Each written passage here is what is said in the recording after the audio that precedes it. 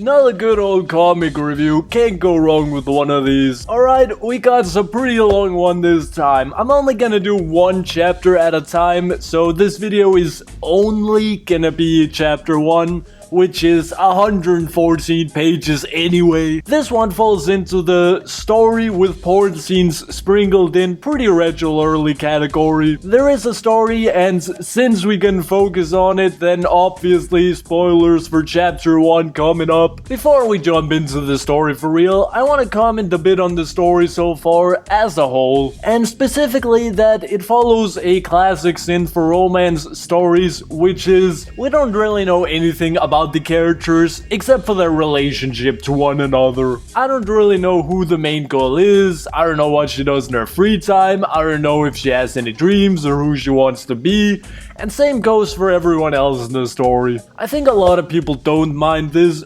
but I think it would make it a lot easier to care about these characters' relationship to each other if we knew who they were first. That out the way, let's get into the story. We have this donkey girl who clearly has a crush on Horseboy, and I think this effect is a little bit misleading. I think I get what you were trying to communicate, but I think if you made it so the text became invisible towards the bottom, that would have given it this not listening effect a little better. Memes have just ruined me, so all I can think of when I see this blur effect is this. Can't expect God to do all the work. By the way, are these kids having geology? Anyway, Donkey Girl chats with her pals during lunchtime about Horseboy, and then it's PE shower scene time. I've got two major thingies I want to go over with this scene. First one being that I have a very difficult time figuring out what exactly this universe's view on sex is. Let me elaborate a bit. In different stories, we might have different views on sexuality, and specifically on male and female sexuality. In the wacky world of current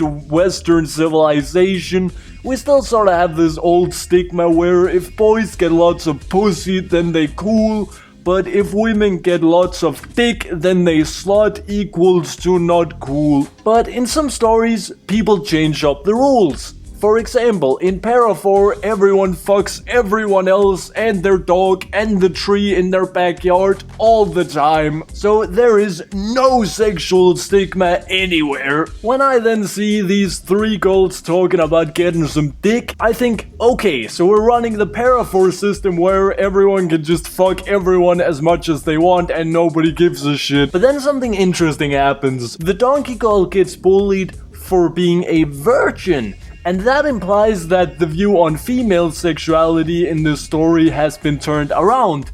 So now women are cool if they get ton of ding dong and they're a loser if they're a virgin. Sort of similar to men. Or so I thought, but then later in the story, someone gets bullied for being a slut, and I get they're high school bullies, they're just looking for excuses to be mean to someone, but I still feel it's odd that in this world you can both be bullied for being a virgin and for being a slut at the same time. Like in IRL world, girls being virgin is even kind of a noble thing, isn't it? Or was that only in ancient Greece? Anyway, my second thingy about shower scene, I think I can actually critique some anatomy here. The artists I review are usually so good that it's rare I can say anything about the art, but I do think this is on a level where I can say a bit. Note that I'm just criticizing according to how I like art to look. If Artist Boy does something just cause that's their art style or whatever, awesome. I think the most important thingy is that the artist is happy with their own art, but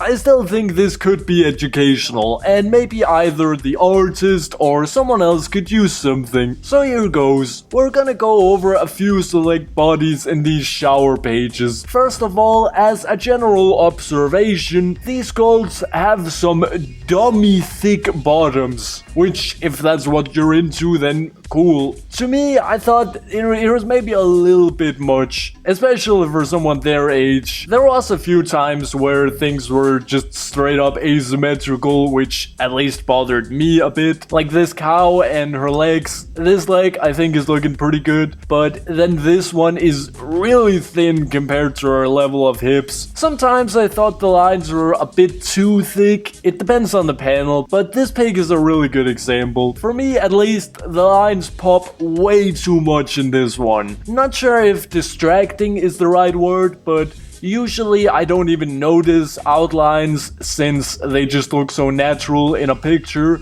But here it's difficult for me not to notice the outline, if that makes sense. I wasn't very fond of the way the donkey girl's hair looked. It's sort of like in these droplet shaped segments that didn't look much like hair to me. I liked it far better when it was wet actually, where it looked less segmented and more like this. I also thought her face was a bit too cartoony. It almost made for a break in art style, cause the other characters look a lot like IRL animals, but then when you compare to the donkey girl's face, you can see that her nose is really exaggerated compared to an actual donkey's. Not sure why, maybe equins or however it's pronounced is just difficult to draw. I did notice that the horse boy also doesn't look very much like a horse. It was really only the donkey girl that bothered me though. Maybe it's just me, but I just didn't feel like it worked out. Some of the curves around their hips really fucked with me. It actually took me a pretty long time to figure out exactly why I didn't like it. I made a chart which I'm gonna pop on screen. I think that can explain it better than I can just hear with words. Then my last point of critique is the shoulders. I noticed that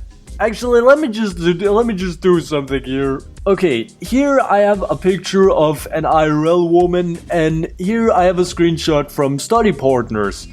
And this picture really bothered me, specifically this like shoulder area right here.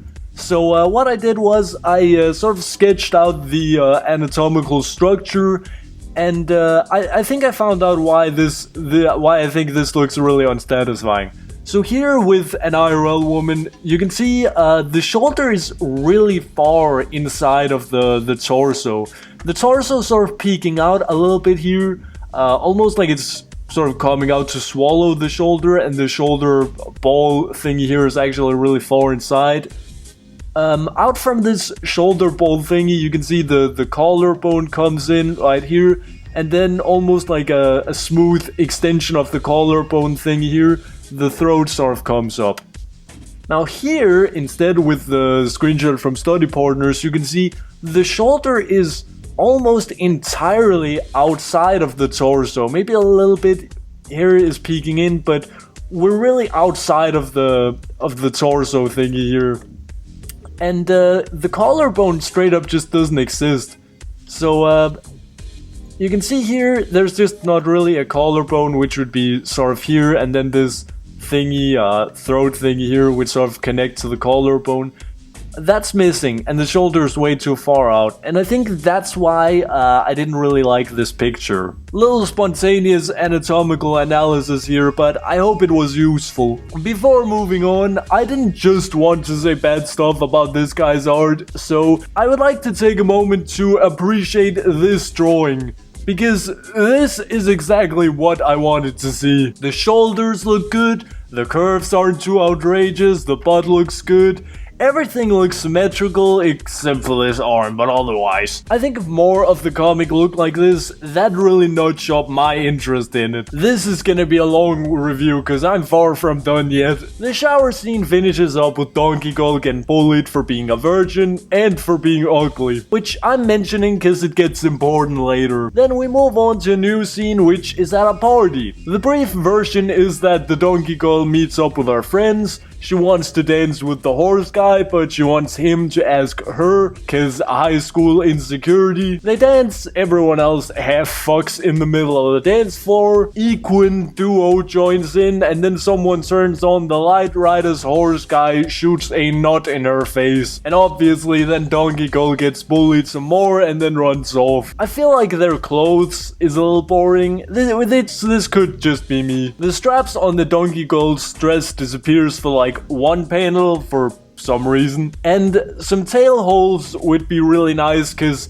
this bothers me immensely. During the semi-fuck on the dance floor bit, we get a few X-ray shots in which none of the characters are wearing underwear. And I'm a bit unsure whether this is a piece of world building, that like everyone purposefully didn't wear underwear cause they're all horny fucks, or whether it's just cause you didn't want to draw it. The comic does cut corners in a few places, which I don't necessarily think is a bad thing, cause the comic seems to release at a page of a new page almost every day, which is really impressive and really interesting. I don't think I've ever seen that before. And obviously you have to sacrifice something if you want to release pages this often. But as I mentioned in the beginning, everything I mention isn't necessarily something that should be changed. I just want to reflect on as much as I can, cause I don't think that can hurt. Personally, I think obscuring the action a bit can actually make it more exciting. I talked a bit about this on my review on Isa Dog Playing with Fire. Playing a bit sparingly with the porn can lead to porn feeling more powerful. So starting this fuck scene with some more obscured underwear shots, that could make it more impactful once the donkey pulls Horse Boy's dong out. Last thing is that the Donkey Girl says this thingy, which I think you were going for some kind of romantic thing. I did not feel this. Sometimes you feel dialogue, sometimes it feels right, it feels smooth, it feels natural, and sometimes it just doesn't work out. I just didn't feel this one worked out. Alright, let's move on. Donkey Girl's pals interprets the dance night as the whole thing was a setup prank by Horseboy. We get this little montage of days passing and Donkey Girl not coming to school anymore. I like this montage. I think it did well to communicate the aftermath and how everyone felt about the little incident. The next little plot segment is when Donkey's pals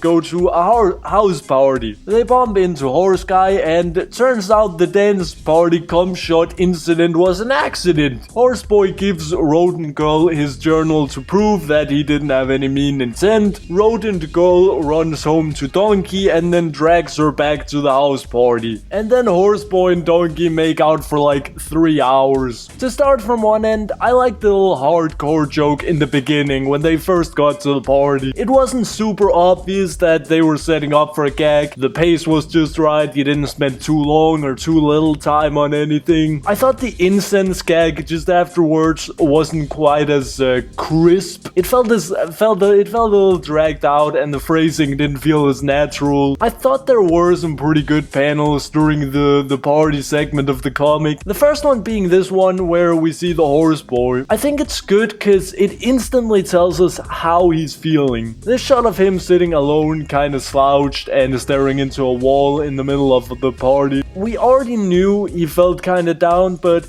this panel, I feel, communicates a specific weak and defeatist kind of attitude. I like the passing of time thingy here too. It's nothing revolutionary, but it does its job well of showing how long the main couple is making out. I thought the journal thingy was a little cheesy. It works, but not the most exciting way to advance the plot. I did like the squirrel girl's attitude, like when they went home to Donkey and she just takes charge. That was kinda cool and unexpected, but it was interesting. Last bits of the comic is the main sex scene between Donkey and Horse and a little epilogue. The main sex scene actually fixed some of the things that I mentioned earlier. Underwear exists again and I don't think I saw any asymmetry. The pacing of the scene was good. We get a classic dialogue to oral to thug composition, which I don't think is new. But interestingly enough, you went for 2 rounds of this.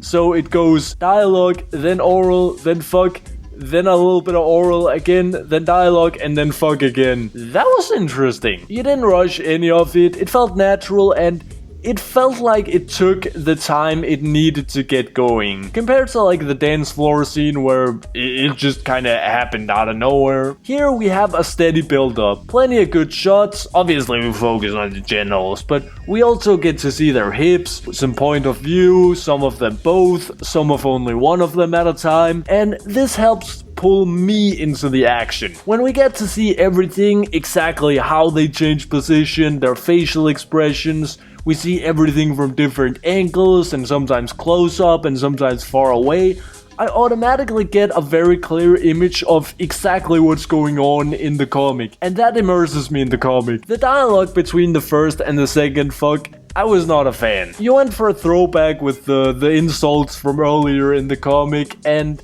had the guy turn those into compliments. I think it's good that you take advantage of the comic's continuity, but the execution here, I didn't feel it worked out. It wasn't smooth, it didn't sound good, it just sounded really cheesy. I'm all interested in whether pregnancy risk is something that you're just gonna ignore in the comic, because during the first fuck, the guy pulled out, which seems like an indicator, but then in the second fuck, he doesn't pull out, and they don't even mention risk of pregnancy. Maybe it's coming up in future chapters or something. I would like to commend you for not using the she's on the pill cliche. It's one of those things that probably only bother me, but if you're gonna spend time justifying why your fictional character doesn't get pregnant, then at least have it make sense. If your character is 15 and a virgin, then no, they're not gonna be on the pill. What the fuck, man? Page 79, the girl says Horseboy's muscle is wet despite no gram fix showing such, and smart of you to change the outline to black when we're doing shit in the dark. It's a little thingy, but I appreciate it. Last thingy is the little epilogue, which I could explain what happens, but I'm not going to because I already feel bad for future me who's gonna edit all this shit. I think it could add a few more effects to the bong panels. I thought it was fun that you made like a trippy POV after they started smoking, but the weird shit you added was purely content and no effects, which is pretty unusual, and it actually took me a pretty good second to realize what was actually going on. Just a few color filters or something. That seems to be universal art speak for this Nick is on drugs. The last few panels with them driving home, I liked that. Also the dialogue. The dialogue in the story sometimes worked, sometimes it didn't work. Here I felt it worked out, especially one of the last lines where the rodent girl said to the elephant that he was making new friends. This was directly tied into the confession he made earlier. That I think was a pretty wholesome ending to this chapter, and it sounded good too. It added a far more positive spin on the somewhat lonely thing the elephant said earlier. Boom, done. This comic had some good stuff. It also had some not as good stuff, but that makes it interesting to talk about. If you want to read this comic yourself, then I suggest doing so on E6, because E6 commentary makes everything a bajillion times better. That's all I had. Age of vegetables.